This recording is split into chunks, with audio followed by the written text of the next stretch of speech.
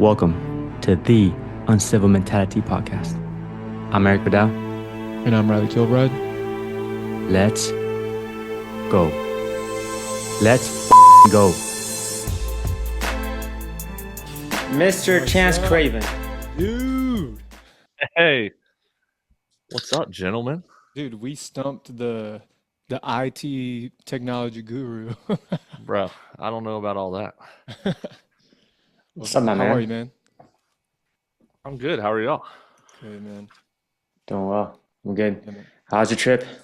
All throughout North Carolina, I have to Asheville, say, dude, this guy's up and down, South Carolina. Where in the world? Yeah. Where are you now? Greenville, South Carolina. I'm at the house right now. Okay. So that's the For beauty 5 there. seconds. I've been home. I've been home this week. Last week was kind of hectic, but this week just going to Carolina Fire Days on Friday, and that's it. So they've got the Carolina Fire Days and Georgia Smoke Divers going on at the same time. Okay. So Yep. they nailed that. How do you get to choose which conference, which fire class, with which event you go to? Man, that's a difficult question right there. It a lot of it's first come, first serve. Okay. Hey, can you come shoot this? The dates are open and it doesn't conflict with family. Absolutely.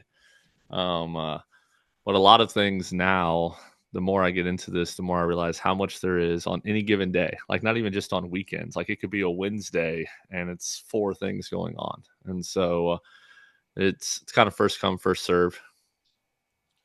Before we get going, we'll do our intro. How about that? Yeah, I'm here Yeah. for you. Whatever you Yeah. need me to do. No, because we'll start talking and 30 minutes later be like, oh shit, we didn't do an intro. All right, what's going on, everybody?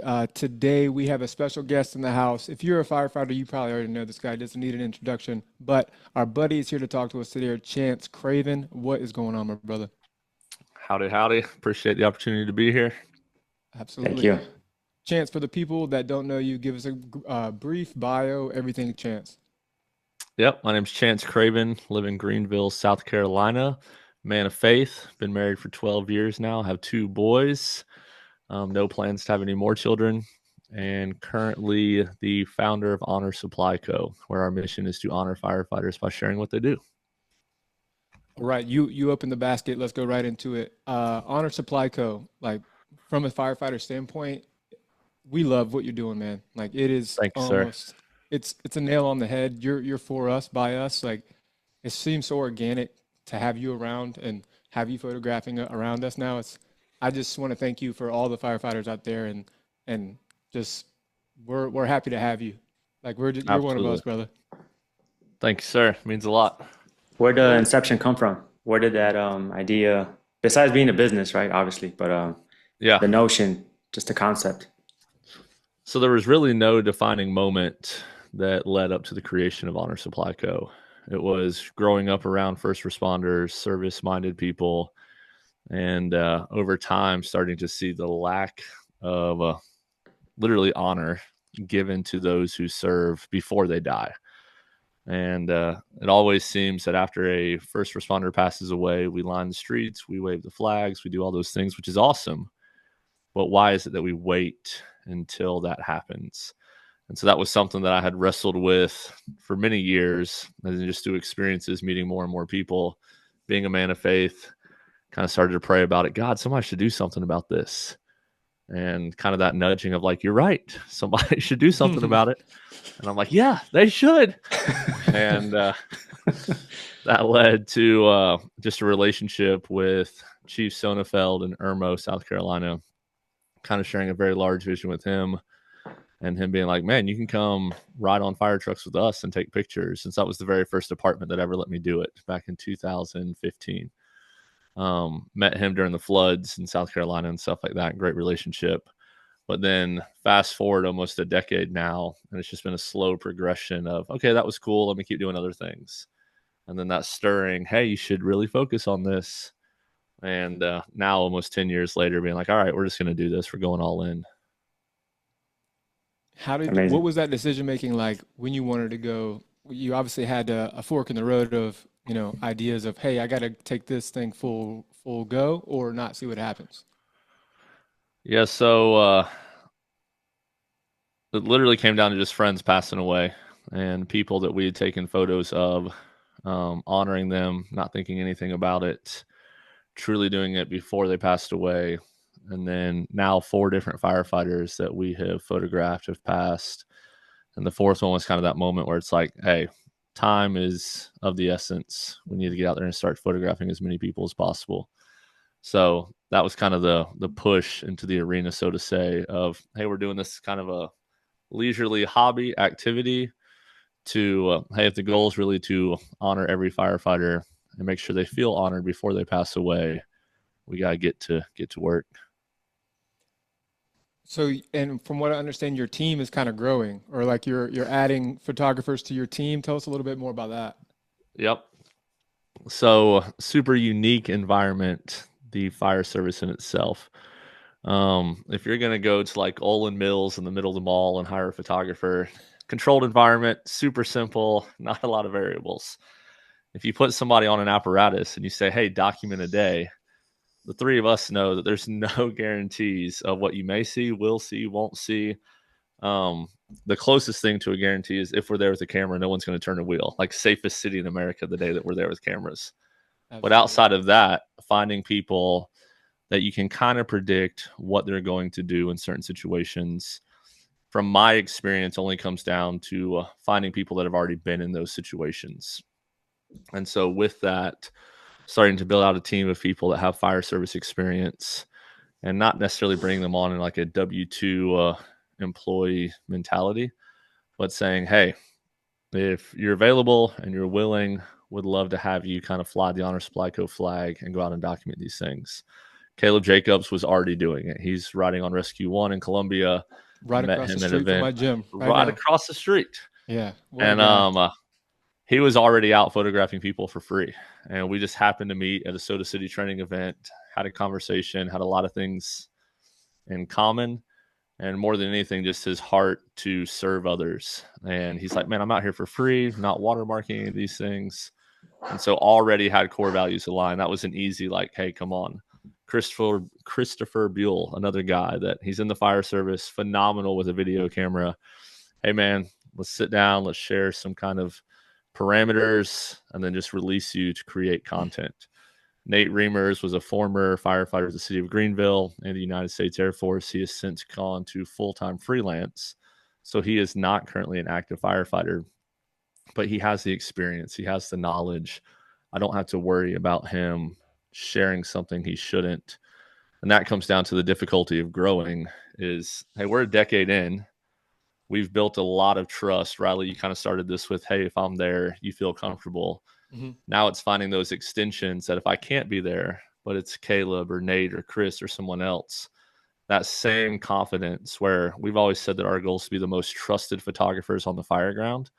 You're not worried about, oh, well, we can't smile. We can't laugh. We can't do these different things because they're going to blast us. No. So very thankful to have found a couple of guys so far that are stand-up, phenomenal creators, and slowly getting to that point where there's 3 events on any given day. Well, now there's a possibility of us covering 3 events versus just me at 1 event. So, and Ches Gosnell. We can't forget Ches because people confuse me with Ches all the time. They're like, dude, I've seen that stuff you did for Georgia Smoke Dive. That wasn't me. 1, I'm not a smoke diver. I've never passed that test. That was me. And 2, I confused Chance for Ches. That, like somebody's got to change your name, you know? Like, I confused. Right. So quick story. I met Chance last year at the Firefighter Combat Challenge. And I was like, oh, man, you're that dude that photographs for the Georgia Smoke Diver program. Oh, damn it. That's amazing. He's like, no, that's not I, man. That's Chaz. I'm Chance. Like, oh, my God. I'm so sorry, dude. With Ches, we were actually talking yesterday. Like, man, he is another one that phenomenal behind the camera, but he also puts in the work daily down in Greenwood and Georgia Smoke Diver. And he's kind of become this go-to as a trusted resource with the Smoke Diver program. If he can go to these multiple states now, do a phenomenal job documenting it because he understands, 1, what the student's actually going through, but 2, he also knows, like, hey, if we reveal this part, it encourages people, it shares the story, but it doesn't put the entire program out there for people to consume before they get here. Yeah. So he's great at what he does. Yeah, phenomenal human being. And he's I've handsome. witnessed And He his is handsome. God, a lot of those, like a lot of the guys that you have had, like that you have on your team now, or I've met a majority of them, and they're just salt of the earth kind of guys. Like They are. just great people. And I think if you have a great person and then just give them something they can get really good at, that just enhances their greatness, you know? Like you put Absolutely. a good guy working at McDonald's, you're gonna get what you get. But if you put a great guy working at McDonald's, it's now like Ruth Chris, you know? It's Yep. their thing, their personality, their aura, I think as the kids are saying now, that makes it. So you've got quality guys doing quality things. Definitely Well, I blessed want to in that add, regard. there's this kind of thought pattern that me and my wife talk a lot about, is that firefighters across the globe are a very, very odd group because we don't want recognition. Like there's this idea where we love our job and that's why we do it. But everyone likes to be recognized and everyone Absolutely. likes their picture taken. So like everyone, it's this weird thought pattern where we don't want to get photographs because we love our job and that's why we do it. But if you happen to capture a really good picture of us, we're on cloud nine. Where does that, Absolutely. like, talk about that a little bit? So that comes down to like this whole honor thing in the sense that whether it's you and Erik on the fire ground, you guys doing the job, you're the type of firefighter that is not like pulling out the phone, taking a selfie. One, because you know you're going to get blasted. Two, because that's not your mentality. And even Erik at like the firefighter challenge, he's not walking around recording himself, and nothing against that. Like there's people that do a phenomenal job of providing first person perspective in these environments. But there are more people that are good at the job, committed to serving the community, committed to the brothers and sisters they work with, and they don't have a platform. They're not talking about it. And so the narrative, like there's this phrase going around right now, control the narrative. Other people are controlling it in a way that it's like, oh, well, fire service sucks and the brotherhood's dying and the jobs. Well, hold on. I just spent a whole weekend with like 300 firefighters that would argue with you and probably take you in like a Brazilian jiu-jitsu match because you're a lying sack right now. And so being able to take the camera and go start documenting what you guys are doing and then sharing it, it does make you feel good. And that's part of it. Is it's like, man, I do kind of feel honored in this. And then once we share it, you're right, you enjoy the photos. But man, then what I've seen of the spouses that are like, hey, this is my husband, this is my wife, like this is awesome. The grandmas and the aunts and even the brotherhood of like, hey, here's so and so. Now, amongst firefighters, it's more of that like, oh, well, here's Blue Steel and Mr. February, and like there's a little bit more banter there. But the ability to have this tangible thing Mm-hmm. that other people can then use to honor you guys, like it's real. Like people ask me why Honor Supply Co., why the name?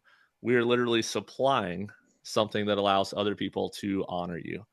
And it is a photo, it makes you feel good. But the amount of people, even First Responders Day, having just come up and stuff like that, the amount of posts that you see of photos that we've taken honoring people, it's like, man, that's what it's about. This is why we do this. It's more than just a photo, right? More than just a photo. Real quick, so you're offering services, sort of photojournalistic services, like let's say like a war reporter type of thing. And so if someone wanted to like contact you and reach out to you, and I wanna hire you for your services, where can they find you? And talk a little bit about that process. Yep. So kind of unique. I have been able to self-fund Honor Supply Co. for the last decade because I've done marketing related things for clients that really have no involvement in the fire service. And so that has funded everything. It's paid my bills. It's what allows my wife to stay home. And then in this transition, starting a business, I've said, hey, I'm not going to take on any new clients in brand strategy and websites and logos. But if someone wants photography services, you can just go to chancecraven.com, separate from Honor Supply Co., and hire me to come document what it is you do, whether that's a construction company, a fire service brand looking for authentic content. I do a lot of stuff out of helicopters, photographing boats, things like that. So chancecraven.com is like a photography service. Mhm. As it relates to Honor Supply Co., if you are a department or training company and you have an event coming up, just shoot me a DM, an email, visit the Honor Supply Co. website, fill out the contact form. And as long as it does not conflict with other dates, we come shoot all that for free. We don't charge anybody. We don't watermark anything. We give away all the content. And then if you are a fire service brand, one of the things that we've always told people is, hey, you can't use our photos to sell a product. And so, Erik, if you have on a helmet in a race or a particular leather strap or tool on the fire ground whenever we capture your picture, we kind of do a hard stop to those companies saying, hey, unless you've reached out to Erik personally and gotten his permission to use that image and his likeness to sell something, you can't use it. Like, we took that to honor him. The last thing we want to do is start losing trust by firefighters being like, Reilly's wife reaches out to him, hey, I saw you in this ad the other day. I had no idea. Like, that's where we start to lose trust. So anything non-fire service related or brand specific, chancecraven.com. Anything that's an event honoring firefighters, honorsupplyco.com. Damn, Chance. Not even you in charge. The fire. Let's say some fire department wants to hire you for like the week to document. Let's say they want to do a documentary style content. Nope. Oh my dude, that's admirable. Yeah. Good for you, man. Wow. I think that's why people always want to support you, Chance. Like, you have, I mean, didn't you just buy a rescue? Like, this is why I didn't buy a rescue. We bought a rescue. Yeah. Almost 300 people. Yeah. But that's why, like, you have this, I think you're like a thought leader or just like a natural leader where people want to get behind what you have going on because they know it's authentic and they know it's genuine and they know it's from your heart, and that will always win. Like, you could be the coolest guy driving a Lamborghini with a model and drop the top. People can see right through that, and I don't. When people think it's real and people know it's coming from your heart, like, people will support that to the end of time. And I'm always blown away at your ability to kind of like tell the story and get people to get on board, which is something I admire. And I think a lot of that comes down to the world that we're transitioning into is going to, like, I tell my boys all the time, 10 and 7, authenticity is now a currency. And the route that we're going, whether you're a fire department, an individual, a business, man, people can see through the BS real quick. Mm-hmm. And I'm not perfect. I'm flawed. We made mistakes in even trying to publish the journal and stuff like that. But if you're just honest about it and you tell people like, hey, man, I thought this and it went this way, it seems like a step back. But each time you do that, it's a step forward with establishing credibility in your personal brand. And there's a lot of people that have been around more than a decade and seen me do things where they're like, yeah, you failed 9 times, but this 10th time, it seems like it's going pretty well. Like, congratulations. And it's through those authentic moments where you build that trust, you build that credibility. And I am very fortunate to have like a core group of people around me that kind of check me too, where it's like, hey, not everybody needs to know everything all the time. Yeah. But it is okay to share some of the struggles, and not in a way where it's like, hey, I'm a victim mentality, woe is me, but just like, hey, you know what? This sucked. Like, this was real. Mm-hmm. And then in that, showing the proof, like purchasing the rescue. That was literally. Yeah, we're gonna get into that a little bit later, but I want you to keep going on this thought. It's those things where you just share the journey and you bring people in. And the old adage of people don't care how much you know until they know how much you care. Selfishly, from a business perspective, I know that even though I'm creating content for free, it's allowing me access to places that I wouldn't receive otherwise, and giving me content that in the big picture allows us to print the journal, create media, start writing stories. Like, yeah, there is a business sense to it. So yeah, yes, doing it for free, but there is a legitimate end goal game. Like, hey, there's a direction that we're going. So, but I No, but appreciate the ultimately, it's comments. priceless what you're doing. It is. Capturing, I mean, just the notion of honoring people before they pass, and in our profession, which the top 5 most dangerous professions in the world. So, yeah, man. I mean, that has no monetary value.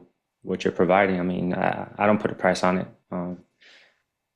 But yeah, it gives you access to those opportunities, and even this interaction right here wouldn't have been Absolutely. possible. It wasn't for the combat challenge last year. You know.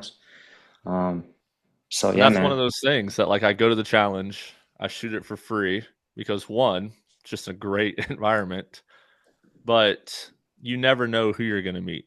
And like meeting you in that moment when Rick Stevens' hotel room, which that may sound sketchy for everybody listening to this in no context. 100% sounds sketchy.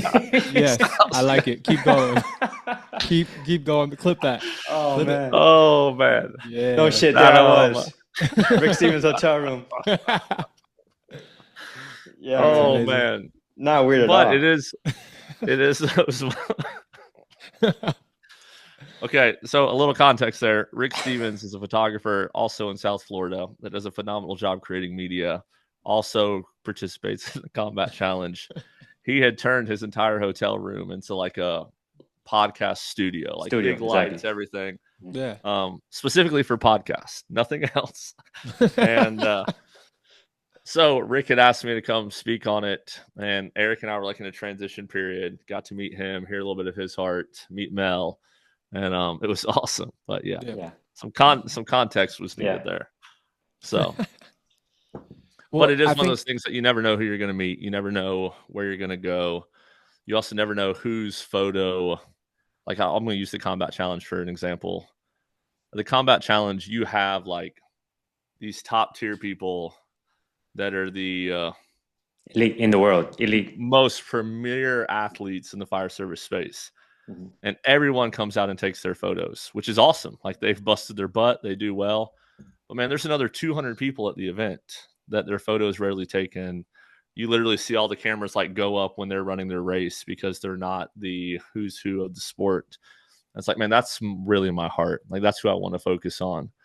And even on the fire ground, like you have your in every department, you kind of have your Hollywood that everyone knows. It's like, oh, they're photogenic, like they look good.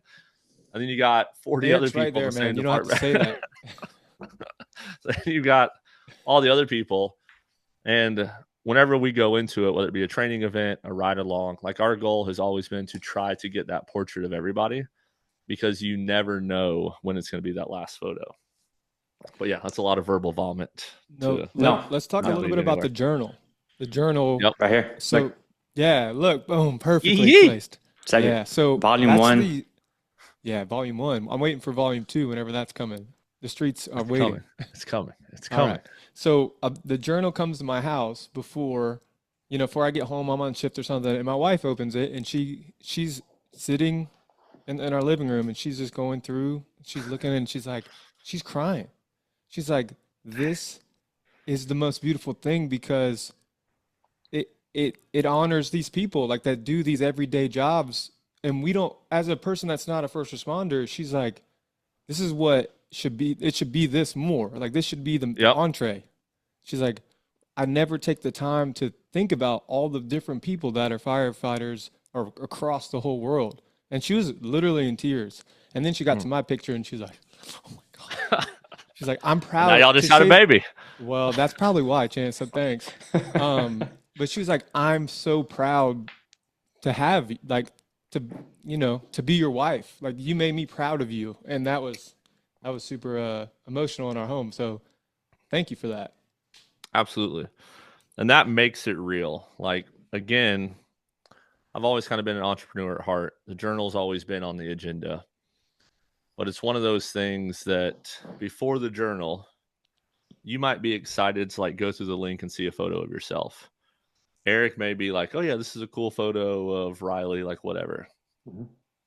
But once we printed it, it became tangible for so many people. It's like, oh, like now I get this. Like even going back to Chief Sonnefeld, man, he's a guy that has been in my corner from day one, literally was able to become a firefighter because of him, like follows me on social, likes everything. Send him a copy of the journal. He calls me like 8 o'clock at night. Man, I get it now. Like there's been a couple times I don't necessarily understand the whole social media world and the likes and all that stuff, but flipping through this, I get it. Like I'm excited. Mm. And so it's been conversations like that and moments of even you telling me this right now, of your spouse being like, hey, this is real. Or the firefighters that have written me and said, hey man, I was having an absolute shit day, flipped through the journal, unexpectedly saw my photo, like cloud nine, like thank you. And so it's just one more avenue to honor people and now do it in a way that more and more people, it's a lot. Just scroll through a photo link with 400 faces in it and not get overwhelmed. Flipping through this magazine, it's like every image has been intentional, thoughtful. The few people that we kind of mention by name and highlight for a reason. So yeah, I'm excited. Thank you both for getting a copy. Yeah, Yeah. of course. Always support. Always support. So let's get back to the rescue. So tell me the genesis of that idea. Where did that come from? I really admire you're a big thought guy. Like you just have like these like, well, why not? You have Yeah. why not moments. And that encourages me to have those. But tell us about that why not moment. So for me, I actually labeled them what if moments. And so what if we try this and we fail? Well, we're going to be okay. What if it works? Well, now we have to ask some real questions. And so for us, that what if moment was Jason Joannides with Soda City Training shared a link of a rescue on his Facebook. And just being social, I'm like, man, one day we're going to own something like this, because kind of being an entrepreneur and a visionary, and I've always dreamed of a walk-in rescue for the purpose that we're going to use it, outfitting it kind of as a rehab, rolling photo, battery charging, all that stuff. And so I commented that, and then a firefighter from Jacksonville named Kyle Foley is like, man, I love that idea. Tell me where to send the money. And it's kind of like, well, we're going to, like, that's a few years from now. And I was driving, and it was like, it just kept kind of weighing on me. Like, I mean, that rescue looks pretty sweet. It's kind of a good price. And so, complete sarcastic, kind of smart ass, drop in my Instagram stories the screenshot and say, like, hey, I have not talked to my wife about this, but if we get 150 of you to give $100, we could buy this thing. Like, who's in? And everybody just started like, Nuts. yes, like, where do I send? Where do I send? And I'm like, well, shoot. And then my wife responded in DMs. And she's like, I don't know what it looks like to decorate a fire truck, but if I can decorate it, we're game. And I'm like, wait, hold on. So I called her, and my wife she balances me out. She asked all the real questions, like, how much does insurance cost? Where are we going to store a freaking walk-in rescue? Do you have to have any special licenses? And I'm like, we'll figure all that out later. Like, are you telling me yes? Like, are we good? And she said yes. We threw together like at first just a Venmo, shared my Venmo, and man, almost 300 people gave close to $15,000 to go purchase a walk-in rescue. Mind blowing. And like the smallest gift, $5, the largest 500. And so it was one of those things where I was, man, it's not just me. Like there's so many people that are a part of this journey and helping us do things that I'm excited. Well, I think it goes back to that authenticity, credibility, like that monetary. What were you calling it? Like what was the word? Authenticity is a currency. Yes, it's a currency, and everyone knew Yep. that when Chance says this, it's going to happen. Or my next question is when, because something that we struggle with, especially with our podcast, is like asking people to support us. Like that just seems like not true to who I am. It's hard for us to do Right. that. We want support, but asking for it is weird for us. Yeah. And it is like, man, that is a hurdle. I think, especially as firefighters, when it comes to anything from, hey, I need this, the hurricane that just happened. Man, I know several firefighters that had like trees on their house, crushed their cars. I'm not going to ask for help. Like, I'm just going to get off shift and go cut it by myself with a freaking handsaw. Like, hard-headed individuals, firefighters are. But I think it's one of those things that, and I tell this to clients too, if you want to go fast, go alone. If you want to go far, go together. Not my quote. Somebody much smarter than me said that. And so I think there are times where especially as startups, and you just have to prove the concept. You grab the microphone, you record a couple episodes, you throw it out there, and you get 50 episodes up by yourself. Doesn't cost a whole lot, but it's time, it's cameras, it's setting up an office, it's Mel coordinating with people, them canceling last minute, having to reschedule. Like, it's all these things. And then you reach a point where, hey, we've proven concept, but now we've also plateaued. Like, we can't get any further than what we are right now. So we need to ask for help. And I think that is one of those what if moments. All right, what if we ask for help and everyone laughs at us? All right, we're able to do this to this point at the rate that we have. So we'll just keep doing it. Screw everybody. We're good. Okay. What if we clearly identify what we need help with, put it out there, and then you get an overwhelming response? And I think for anybody, before you ask for help, it's clearly understanding what the end goal is. The rescue was successful, one, because it's just awesome. Like, firefighters love a walk-in rescue. But two, from the first question I asked was, hey, can we get 150 people to give $100? So it was like, hey, there's this very real, tangible goal. So it's not just this endless thing of like, hey, can you help us? Can I help you what? How? Like, what am I supposed to do? And so I think for a podcast, it is creating that number. Hey, guys, if we get 100 people to give $10 a month and we get just $1,000 to come in towards this, it would allow us to do 5 more episodes a month. You've shared a goal, tangible. You've created an outcome. So now there's accountability. Like, man, a year from now, if I'm not rolling around in a rescue, I've lost all credibility. Like, there's a problem. And so you share these very real goals, and then you just got to put it out there and trust that if you have a community that believes in it, it's going to work. Or if it doesn't work, is it that our community is not big enough yet? Were we not clear in the deliverables, the goals? And so I think it's a challenge for anybody. And I'm almost 40. So there's enough of these things now that I've been doing crazy stuff like this for 20 years, like all the way down to, there's so many things. We used to do something called Good Story Makers, where people gave $10 a month and we would just go around and record stuff of us giving out money. And I actually think that YouTube or that Good Story, yes, hilarious. So like on Instagram, you go to Good Story Makers and posted 386 weeks ago. Hell yeah. Where we just like started handing out money to people on the streets and doing random things. But it is that confidence of like almost like working out for you guys, not for me. You tear a muscle, it grows back. You have a little bit more strength and confidence in that area. Those what if moments, the moment you ask for it, you're going to get stronger in leading, asking, recruiting people the more you do it.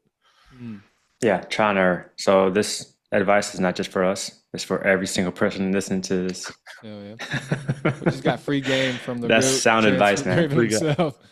Sound advice. Thank you. He's going to Thank send you. us an invoice for that. That's Right? He's like, the pictures are free, not the game, brother. Not the strategy. Yeah, exactly. So, okay, you got the rescue. Like, what are the action steps now? You got to take a certain licensing. I saw that as well. Yeah, so my friend Cody and I, the rescue's in Piney Creek, North Carolina, and small volunteer department up there. They run 50 calls a year. Hell And so this 1989 rescue only has 20,000 miles on it, 2,000 miles on the motor. Like, it's a flawless truck. Whenever we went up there to purchase it, they did not have the title. Whenever they went to the DMV, North Carolina said, this isn't in our system. Whoa. So what's Has a that tag mean? on the back. And so there's a small mishap where the title was either lost whenever they built a new department, or it was never finalized whenever they purchased it from Berwyn, Pennsylvania. And so right now, Chief Adams with the Piney Creek Volunteer Fire Department is working with the Berwyn, PA Fire Department to get us like the original title so that we can actually go get it. Huh. We went up there and test drove it and looked at everything the Monday before the hurricane. And then Thursday night, hurricane happens. Piney Creek actually got substantial flooding too. Chief Adams, who's the volunteer chief, owns a lumber yard. He lost like half his lumber yard in the flood. And so it's been one of those things where I'm not like, hey, hey, psst, hey, you got that title yet, bro? Yeah, So I'm yeah, just kind of yeah, giving dude. them a little bit of space. We touch base about every other week. The small world that we live in, whenever I was in St. Augustine last week, somebody asked me about the rescue. I'm sharing this story, and the PIO, one of the photographers for St. Johns County Fire, is like, wait, did you say Berwyn, PA? I used to work there. And I'm like, nah, get out of here. He's like, what'd you do? I said, we bought an old rescue, the one with the yellow stripe. I used to drive that. And so, like, Whoa. I'm in Florida, and this guy's like, hold on, I'll call the chief up there now and get the move on. Like, it's just That's it, small dude. That's world, the man. fire service, dude. That's the fire Fire service. service is small. So, but right now, the next step is getting the title. We have a company in Charleston called Holy City Towing that's going to help us go up there and put it on a flatbed, bring it back to Greenville. We have a fire department in Spartanburg that's allowed us to park it there, so it'll continue to live inside in a firehouse for the time being. And then kind of the next steps, first will be like a full DOT inspection just to make sure that all fluids are good, brakes are good, lights are good, all those things. I will go to a local tri-county college here in January to get my Class B license. It's like a 2.5 week, 5:30 to 10 p.m. night class. But because I'm not a firefighter and it has a GVWR of over 26,000 pounds, I have to get a Class B license to drive it. So there's a few nuances that we're having to jump through. Those details your Again, wife was telling you about. my wife being the wisdom in the conversation. Yeah. But the goal is that by next summer at the latest, we've got the commercial coffee pots in it. We've got the refrigerator in it. It's wrapped with Honor Supply Co. And we'll start using it definitely locally. And then in 26, trying to take it to like the Orlando Fire Conference and some of these bigger things that we shoot for 3 and 4 days at a time, where, man, we just open it up, serve people out of it, charge camera batteries in it, and roll. Document that. Like when it Battle. gets like a road trip, like a vlog of the Honor Supply. Yeah, dude, Yes. Yeah. that's it opens up content for that as well. Because I'd watch that. That'd be hilarious. Are you on YouTube? That's a You are on YouTube. You got your We've YouTube got channel like up? four videos on YouTube. Thank you, Christopher Buell. He created some Yeah. stuff for Well, us that of like speak of another shooting. handsome guy. Oh, He's a man. GQ. Yeah, yeah, yeah. GQ.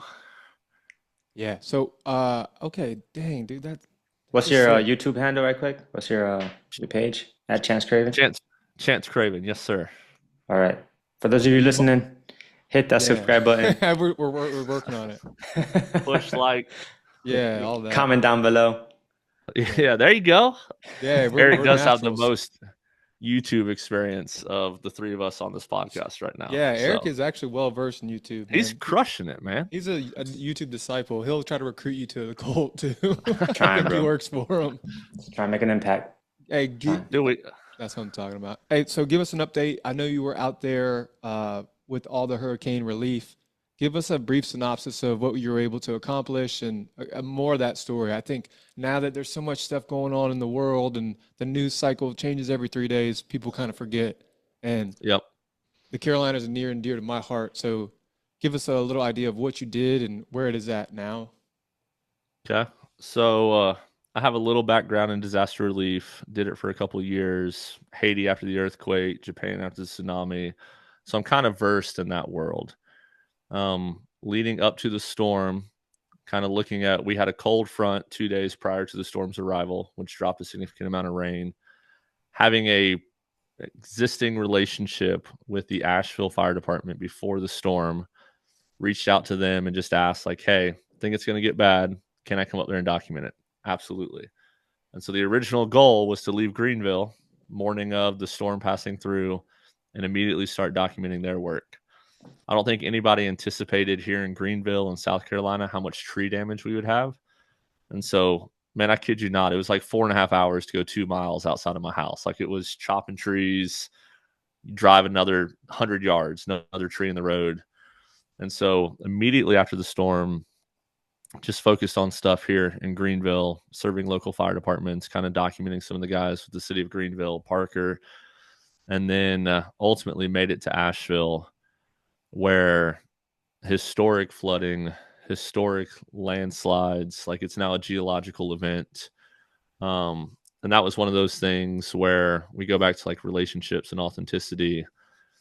I was basically tasked with following their search and recovery team. There was no other photographers out there. There was no other media. Like, we were in a closed area, and to create some very real accounts of, I didn't create anything, I just shared it, but being able to document those moments. And there was a post that went like semi-viral where I just shared like, hey, these guys have walked 6.5 miles. They're literally walking around using their nose to hint at the possibility of finding a deceased person. Here's why they do it. Here's what that looks like. And going back to like what your wife said about the journal, a lot of people have like a perceived notion of what firefighters do and the life and the calling on any given day, let alone whenever a disaster happens. And so being able to document Asheville and share that was a huge honor. Going back up there since the storm, Asheville still doesn't have potable water. Like, we are almost 2 months from the storm. And those are the things that people don't think about. Like you said, news cycles, let alone an election year, all that stuff just gets pushed to the wayside. Pensacola Fire Department, one of the places that we flew into to document, they just got power back 2 weeks ago. And so it's a mess. They're going to be doing a lot of things long term to rebuild.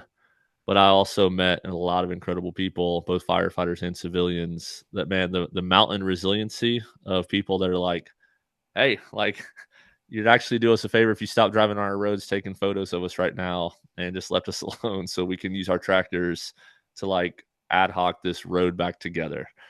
But we focused a lot on the Carolinas. Man, 2 storms, both Helene and Milton, have caused pretty significant damage from Florida 600 miles north into the Carolina mountains. And first responders have stepped up in huge ways to serve their community and do what they do every day. And it's been fun to play a small part of documenting that. It's always inspirational to see that. Like, our people are called to that. Like firefighters, when stuff hits the fan, we have that mindset of like, send me. Yep. Like, I'm ready to go to work. Like, tell me what I need to do. And I was just blown away being this close to the fire service now, being a part of it during a natural disaster, of just the giving mentality, the servant mentality of the fire service, man. It's always impressive, and thank goodness there were people there to document it. Because like, what the you didn't even know what to believe. Like, the news got crazy. Like, this isn't a political podcast at all, but you didn't Yeah. know what to believe or what to hear or who to trust. Like, people know that they can trust Chance Craven. Like, that's going to be unbiased media, which is a whole nother story. But yeah, to be able to document it was probably one of the most important things. And that's part of it is, and I have to be careful like in this arena, because our goal is to honor firefighters by sharing what they do. And so in the heat of being in Asheville, like, it was heavy the couple days that I was there. No other word to describe it. Like, it was just a weight. You're talking to guys that, and you two understand this as firefighters, like, multiple of the Asheville people have told me since all this happened, I'm like, man, you were the first familiar face that like walked into this that was from the outside, where it was kind of like, oh, like somebody is here. Like, they're here to listen to us. They're here to share. And so we had a really great couple days documenting it. And then you get on social media and you see some of this just absolute BS post going around. And it's like, guys, one, you're not here. So you're just sharing stuff without verifying it. Two, like, there was the image of the girl going around holding the puppy that was absolutely like AI generated. And I'm like, if you're falling for this 5 years from now, we're in a real crap storm, because you're going to fall for a lot of other stuff. And then people started to respond to some of my stuff saying that, oh, well, that's not happening here. And over here, FEMA's stealing supplies from fire departments. And so it's this emotional thing of like, okay, we're here honoring firefighters and documenting what they do. Yes. But I also have the relationships, a camera in my hand, and the network that like, we're going to nip this in the butt right now. And so jumped in a helicopter, flew to Pensacola, where people, and this is where, in hindsight, a lady had been going to the Pensacola Fire Department to get supplies. The next day, she posts, the National Guard is here. They're taking all the supplies and they're putting them behind a fence with armed guards. And the internet lost their mind. And I'm like, let's go check this out. And so in her defense, the fire department was overwhelmed with donations. All their apparatus were outside. The chief had posted on his personal social media, hey, we're just moving this stuff down to an empty lot behind a fence where it's protected and we can organize it so that we can bring our apparatus back inside. But if you don't take the time to see that and all you do is like quickly share, like, here's my perspective and not going to take the time. Well, then, yeah, the National Guard was moving supplies behind the gate. The National Guard very often will carry their weapon of choice around themselves. There's no clip in it. Like the weapon's not even loaded. It's just part of their kit. And it's, man, misinformation. That's a whole nother podcast. But I was very fortunate to be able to bring some truth to some of the rumors that were being shared about the hurricane. So out of all your pictures, which one's your favorite? This is a good question. This is like choosing children. We're going to make you do it. Top 5 pictures. Does it have to do with family, firefighter, the fire service, anything? Yeah. Okay, I'll ask you this. A memorable picture that stands out of your portfolio. So you have the photos of the firefighters that have passed away. And those like really put emphasis to the mission. Like, one firefighter died in a motorcycle accident. One firefighter took his life. One firefighter died in the line of duty. One firefighter died of natural causes in his front yard. And so, like, of the 4 that we photographed that have since passed away, all 4 passed away in various ways. And I would have never in a million years expected that those 4 would have been the ones that had passed. It's like those 4 hold a special place. That's why all 4 of them are in the first issue of the journal on the last 4 pages. And it is like, man, those photos are the ones that it gets me, because there's days that we just take a bunch of cool photos and I wonder if we're truly honoring people before they die. But all 4 of those people, in addition to the photos, like, we had made posts about them, honoring them while they were still living. And so, like, those 4 photos mean a lot to me. Justin Daly's photo, the firefighter from St. Johns County who ended up with a brain tumor, who we raised $27,343 for in 1 week with the help of the Hit It Hard from the Yard Foundation. That's a photo that, man, Justin's kicking ass right now and overcoming cancer and in chemo. That was my next question. Yeah, he's crushing it right now.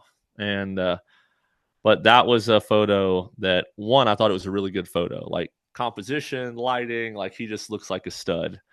But I was sitting in Houston taking photos and got a text from him saying that, like, hey, man, you don't know me. This is who I am. This may be the last photo of me ever in gear because I was just diagnosed with a brain tumor. Like, man, that's a moment and a story and a photo that one it'll weigh on me for a little bit. And then outside of that, like, photos that don't have heaviness associated with them, there's a couple of, like, Parker venting a roof in real time on a real car call, fire coming out of the roof. Like, love those photos. Anything with our state's task force team that involve helicopters, like, sign me up. Love a helicopter. Like, put me on the helo. That's some of my favorite stuff to document. And then I would say there's 2 shots now that John Spirit has also shared with, like, Fit to Fight Fire and stuff. One of Parker sitting around a table in their bay, and the other of a Charleston firehouse sitting on the bumper. Like, those to me are the epitome of the fire service. Like, it is the definition of what brotherhood is. It's why you guys show up to the job. It's what matters. And it's one of those things that if either of you look at photos of firemen on a bumper, it's not a crazy call. It's not chaos. There's this instant feeling and emotion where we talk about our logo of honoring all those that came before us, those that we're with today, and the future of the fire service. Like, those photos to me encapsulate that probably more than any other photo, because it's not just an individual training or an individual doing the job. It is this symbolic moment and thing that represents the very best of the fire service. So I cheated and I didn't tell you just one, but that's No, that that's was that's perfect. my verbal vomit to your A, answer. a lot of those photos that you're talking about, just the in between moments, those for me elicit the most response. Like if you know the job, if you love the job, those are like the little in between moments that make being a firefighter the best job in the world. And you're like, Absolutely. I know that feeling. Like sitting at the Yeah. table or sitting in the bay or sitting on the bumper. Those are just like yeah, yeah, like you feel it. When I met you at Soda City, that training, you said everyone's got one of these. Like you were talking about, like, yeah, you could capture everything with an iPhone. And then like later, I see this like crazy video that you made, all of just making with your iPhone. I was like, dude, this guy's nuts. But anyone that's interested in that media space, what kind of equipment do you use? Like, what kind of editing? Like, I think there's a part of the fire service that is interested of how you actually make those photos. Yep. And so I use a lot of Canon products. I shoot all my photos on a Canon R5. I use some really high dollar lenses, Canon RF 70 to 200 and a 15 to 35. And one of those is just a telephoto lens. One of those is wide angle. And I carry them around on a leather holster like pistols. And one of them allows me to zoom in and get a lot of the portraits that I get without people realizing I'm taking their photo. And that's where we are able to capture these very authentic smiles and jokes and photos of just like real character. And then the wide angle helps us get like the group photos, the up close shots of you forcing a door or something like that. Um, all of the high dollar camera equipment I use, I have because I purchased it to serve other clients that pay me to create this kind of content. I encourage every firefighter, hey, if you don't have 10 grand, go out and buy camera gear. Going back to the phone, like we joke Mhm. about it, man, we don't carry phones with cameras anymore. We carry cameras that can make phone calls. And Yeah. the iPhone and even Android platform and the cameras they have, they're incredible. Is there stuff that I can capture with my larger stuff that you can't? Yes, just because of shutter speed and things like that. But there is so much, again, going back to authenticity being a currency, there's almost a danger now in things being too perfected, too pixel perfect, looking too polished. Like people are literally downloading filters that make it look like you're recording stuff on VHS from the 1990s. Like Dude, I kind of there's, like that. I think it's cool. right? It's Yeah, I awesome. kind of like it. And so I do encourage anybody that wants to get into it, before you worry about the gear, learn how to tell the story, learn how to capture the moments, learn how to do it in an authentic way. And I think Eric's actually done a really good job of this. Of man, whether you're recording a workout for YouTube or just like the suck of, hey, I don't want to do this, but we're going to do it anyways. It's not the quality always that comes across. Like you don't sit back and watch it like, oh, I can relate to how perfect this is. Like this looks awesome. No, you relate to like, hey, this may be blurry.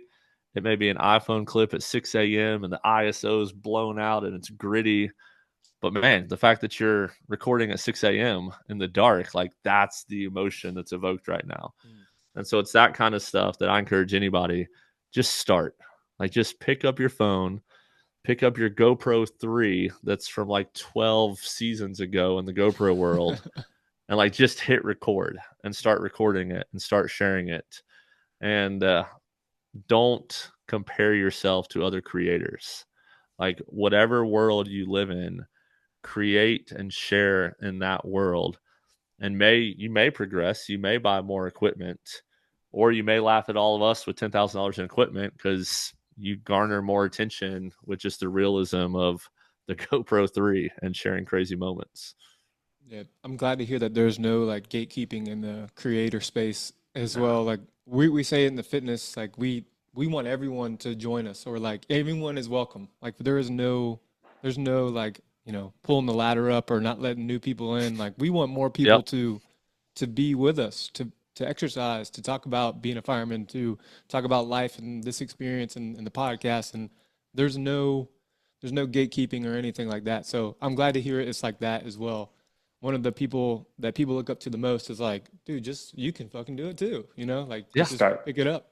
Just start. And there's a ton of people that are doing it. Like, I'll go back to Caleb Jacobs. And he was already out there. He was already taking it. We Mhm. may have helped him get a couple more eyes on the content he's creating. But man, there are so many incredible people, even at Joey D in Long Island, New York this past weekend. man, there's 3 kids out there under the age of 18, probably less than 16 years old, like taking their cameras, running around.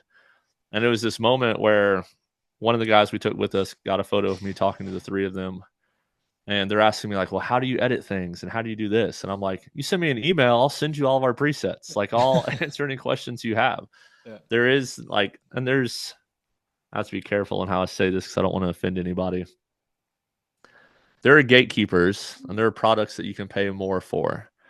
And I'm not saying that I disagree with that model. We may have a creator's course one day for $100 that helps us support the mission. So I'm not going to bash anybody. Okay. But the idea that any of us are so good that we can't share our mistakes and what has helped us become successful, like I don't buy into that theology. And so it is something that I am where I am because of the people who've taken the time to answer my questions, lead me, teach me.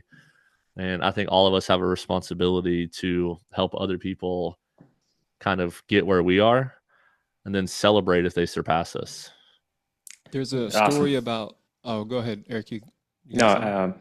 beautifully stated. I mean, the whole training gear, mindset, lifestyle, we know the repercussions and we know the value or the risk associated with not being able to acclimate to your gear and just sucking in gear. Because I've seen firsthand accounts of, you know, the consequences of it. So for anyone, so that's why we push it forward. We just want firefighters to be good in gear. At the bare minimum, you have to be able to operate in your environment. You have to be able to work in the equipment the tools that you've been given, and you have to perform optimally in those tools and equipment you've been given. So that's it. And I'll speak directly to what you guys are doing and the fact that I knew Chris Buell before he became a firefighter. Dude is a beast. Literally won CrossFit champion in the upstate, like fittest guy in the upstate. Could run circles around most firefighters in a CrossFit competition. But Chris will be the first one to tell you that, like, man, I put on this freaking oven mitt and I'm overheated in 30 seconds. Like, I'm going to die. And the moment that he found out about training gear, found out that there's other people that value fitness, but also understand the difference between working out in a freaking pair of Ranger panties and no shirt on to trying to perform at a very high level in gear, it's different. And if he shared that with just his CrossFit buddies, they're like, oh, whatever, dude. But then if he shared it with people that are in the fire service that haven't built a foundation like he has in fitness, they wouldn't understand. But then also for him, he's looking at guys like, man, just looking at you, I should be able to beat you. Mm-hmm. But you're like farm strong in this gear and running circles around me because you're acclimated and used to training in gear. And so what you've created literally helped bring him into a light of like, okay, so I'm not crazy to think this way. There are other people who want to get better at this. Like, let's roll. Yeah. So it is by you not gatekeeping it, by you sharing everything you have, and then not just speaking down to people. Like, again, I think Chris is a prime example of somebody that you saw he was serious. You saw he was about it. You allowed him to create a whole program for training gear, which now elevates him, makes him feel valued. Like it's, yeah.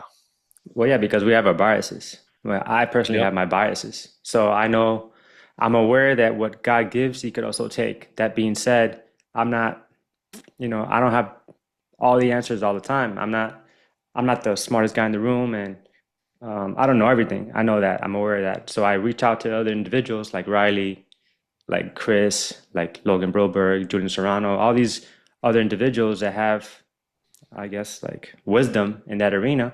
And so they get to like program. Again, this shit's not mine. Yep.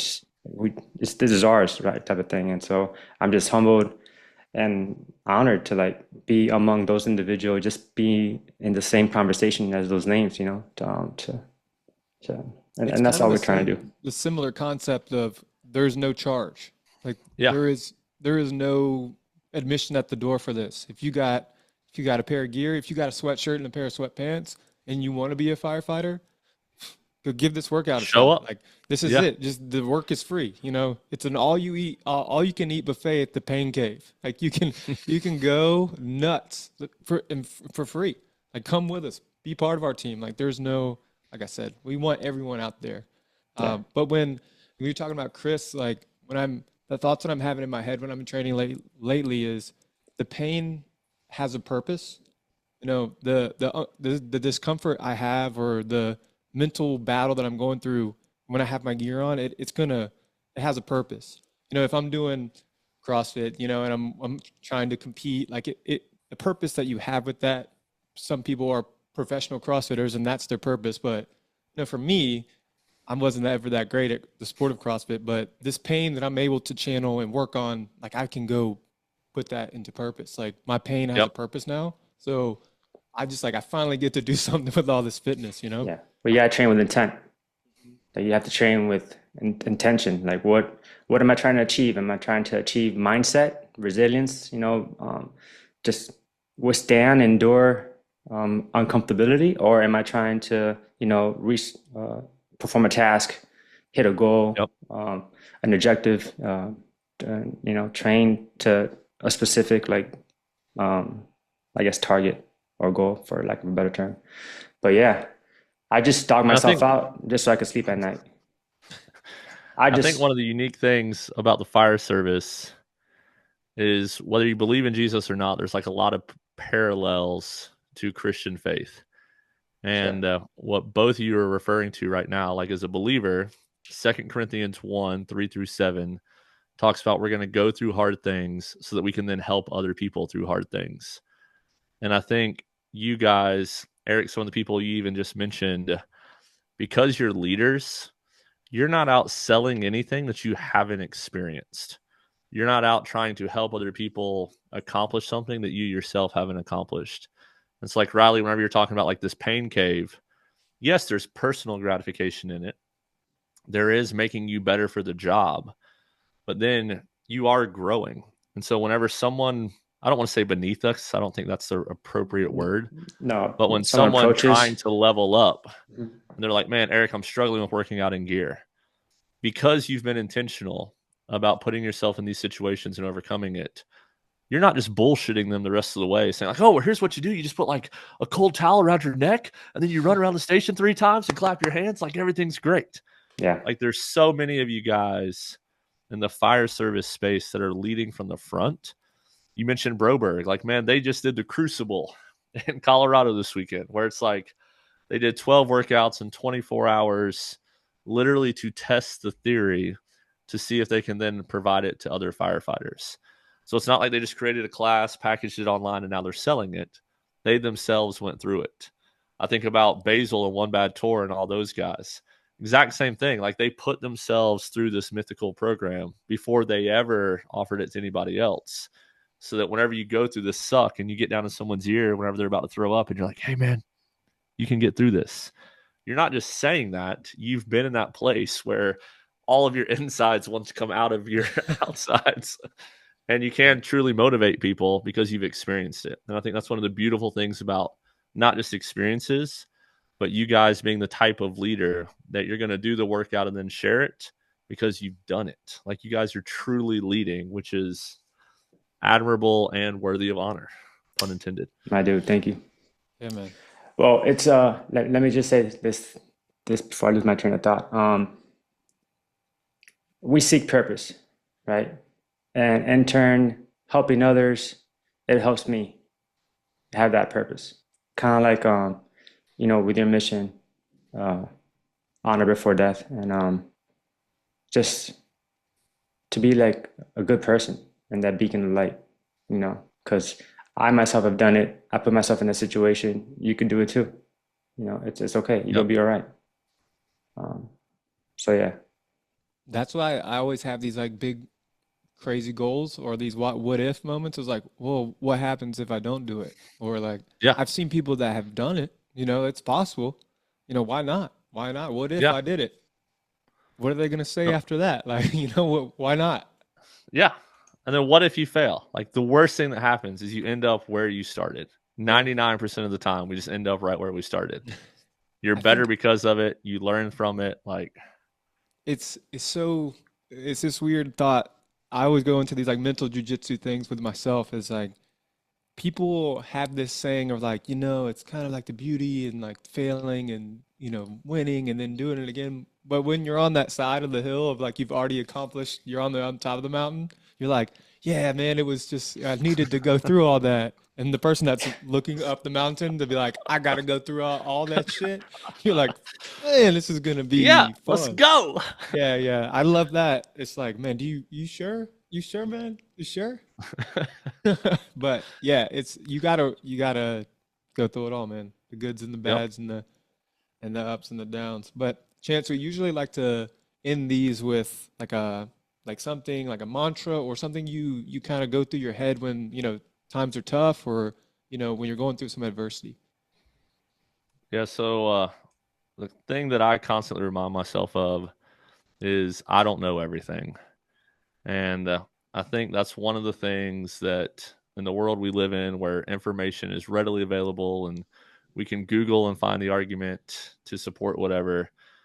Whenever I'm looking at you up on top of that mountain that you're referring to right now, man, I don't know how you got there. I don't know what pain you endured. I don't know who helped you get there. And so often I'm guilty of this. I get in that rut of comparison and I'll start to beat myself up of like, well, I'm not going to buy a rescue because I'm not so-and-so, or I'm not going to share a course because I'm not so-and-so. And it's like, man, we truly don't know everybody else's stories. And so I always try to like stop. And even going back to the lady that shared the false information in the hurricane, like whenever I actually got there and put myself in her situation, okay, now I kind of know how you can come to this conclusion. And so I encourage everybody just to slow to speak, slow to anger, quick to think, quick to listen. And we would all be in a better place if we kind of followed that, myself Absolutely, included. brother. Well, again, we're super grateful to have you on here. You're just one of those guys, man. Salt of the earth. I love to say that term, but I really mean it when I say that. But thank you. We're super grateful, and just continue to just be yourself, and people will love that. I appreciate you, gentlemen. Thank you for the opportunity to be here today. Yes, sir. Thanks, Chance. Absolutely. So, to all the viewers and listeners out there, the Uncivil Mentality Podcast, thank you for joining us. On behalf of myself, Erik Vidal, And I'm Reilly. Kilbride. Get after it. Get in your gear. Start f***ing training. It can never be enough.